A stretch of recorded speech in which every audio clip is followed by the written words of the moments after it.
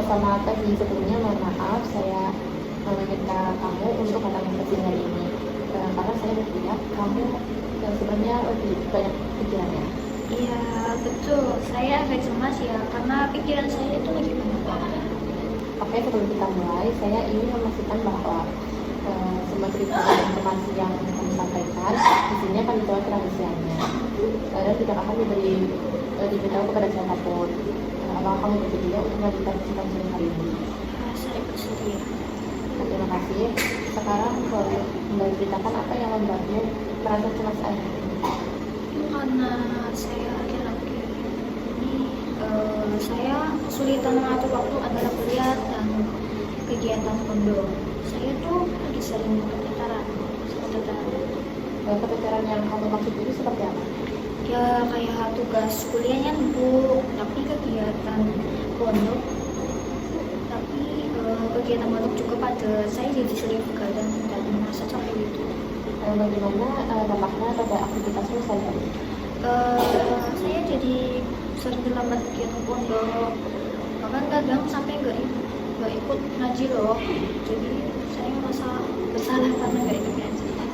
Apa yang paling membuatmu merasa bersalah?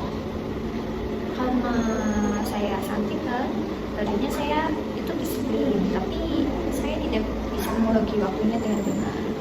Sejak kapan kamu merasakan hal ini semakin parah? 2 bulan terakhir sih, tugas kuliah makin banyak, energi saya juga jadi cepat habis. Saat kamu merasa capek dan kelelahan, apa yang biasanya kamu lakukan? Kadang saya cuma duduk aja, bingung mau mulai dari mana. Apa sih yang muncul ketika kamu bingung mulai dari mana? Saya takut mengecewakan orang tua kalau kuliah saya terganggu, tapi takut juga dianggap disiplin. Jadi kamu merasa terjepit antara dua tuntutan itu ya? Betul, karena saya merasa tuh saya harus berbunyi sempurna di duanya. Terima kasih sudah jujur. Kamu sudah sampai menceritakan ini. Kalau boleh tahu, apa penyebab utama itu terjadi? Karena saya merasa tuh kuliah itu penting, tapi pondok juga itu penting. Kalau kamu harus memilih kegiatan yang paling sah, apa yang biasanya muncul? Tugas kuliah dulu sih, karena ya saya ada deadline ya, apalagi deket-deket sini. Baik, untuk membantu kamu lebih terstruktur, hari ini saya akan membantu kamu menyusun jadwal harian dengan metode time blocking.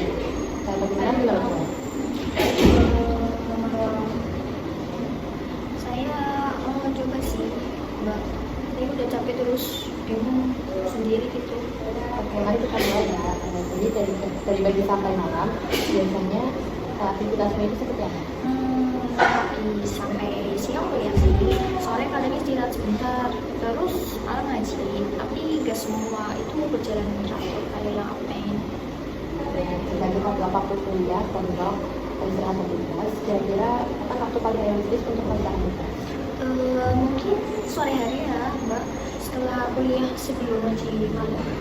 Nah, itu pilihan yang bagus. Kita buat waktu khusus 1 sampai 1,5 jam untuk mengerjakan tugas realistis atau terlalu berat menurut kamu? Realistis sih, Mbak. Oke, jadi dalam waktu itu kamu atur juga dari hari khusus untuk menyelesaikan tugas.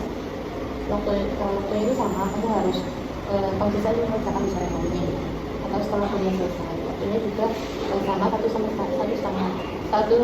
jam. Kamu setuju? Setuju sih, karena kalau di jadwal saya jadi merasa lebih teratur gitu. Bagaimana perasaanmu setelah menyusun jadwal ini? Jujur sih, saya lebih lega karena ternyata gak semenakutkan itu ya kalau kita buat jadwal. Oke, bagus sekali. Di pertemuan berikutnya kita evaluasi apakah jadwal ini disahkan dan apa hambatannya. Terima kasih Mbak. Saya jadi mulai merasa lebih bisa memperbaiki keadaan. Semasa kita bertemu kembali ya. Saya ingatkan kembali bahwa semua yang menerima kondisi ini tetap terjaga kerahasiaannya dan tidak akan diberikan kepada siapapun. Apakah kita bersedia untuk melanjutkan posting hari ini? Iya, saya bersedia. Dari pertemuan hari ini kita akan membahas bagaimana hasil dari yang kamu coba jalankan sendiri ini, bagaimana kabarnya dulu? Alhamdulillah lebih baik sih, meskipun kadang masih capek ya. Bagus, nggak apa-apa. Sekarang boleh ceritakan bagaimana penerapan tujuan yang kita buat di pertemuan sebelumnya. Saya coba jalanin sih ya, dari 7 hari kira-kira 4 hari itu berhasil, tapi 3 harinya tuh saya agak kacau sih. Oke, itu sudah perkembangan yang baik. 4 hari berhasil itu kan pencapaian. Bagaimana yang paling mudah kamu lakukan? Sebenarnya tuh pas bagian ngerjain tugas di sore hari sih Mbak, saya tuh kan pasang alarm ya, jadi nggak terlalu bingung gitu. Bagus sekali. Kalau bagian yang sulit dijalankan apa saja?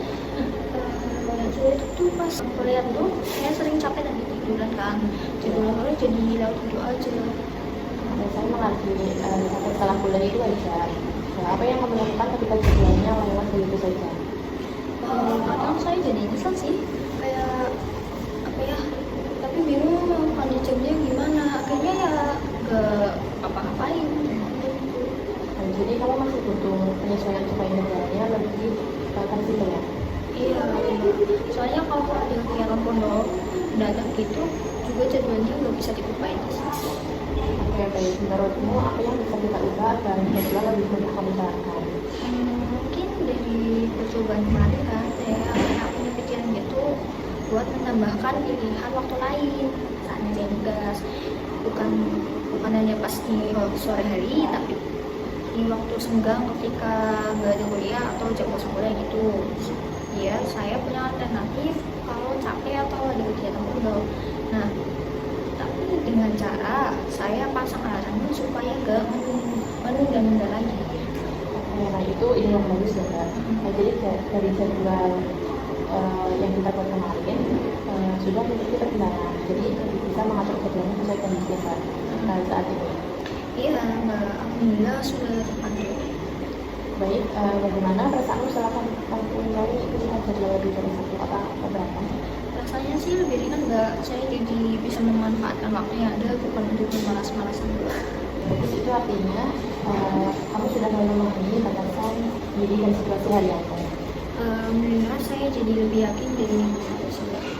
Alhamdulillah kamu sudah menunjukkan usaha yang besar untuk memperbaiki pengaturan waktumu. Untuk minggu ini, kamu coba lanjutkan dan belajar sesuai dengan jadwal harianmu dulu ya. Kita akan lihat apakah sudah lebih efektif untuk. Siap Mbak, saya coba lagi ya minggu ini dan seterusnya. Terima kasih sudah jujur dan mengetahui video ini. Kamu sudah melakukan pemeriksaan baik. Terima kasih juga Mbak, saya jadi ngerasa lebih tenang setelah cerita. Oke, selamat